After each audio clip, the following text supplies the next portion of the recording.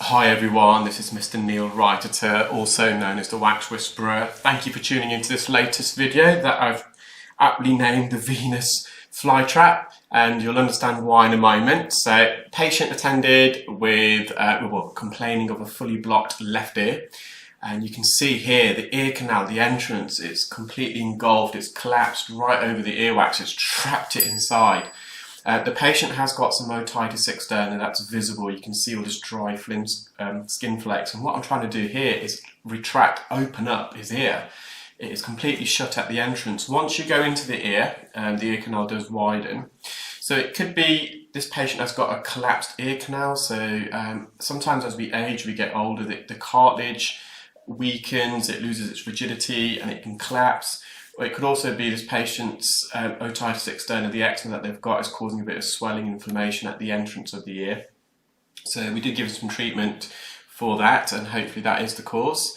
So I've managed to widen the ear canal, and I've used a technique whereby I've actually retracted the ear myself and then put the endoscope into the ear to lock it in place to widen it. Normally in the left ear I would use the instrumentation to stretch open the ear canal and then insert the endoscope, but it just wasn't possible in this case.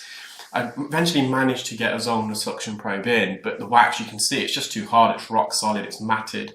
I had no option here but to use an ear hook. Fortunately there was a bit of a gap just superiorly.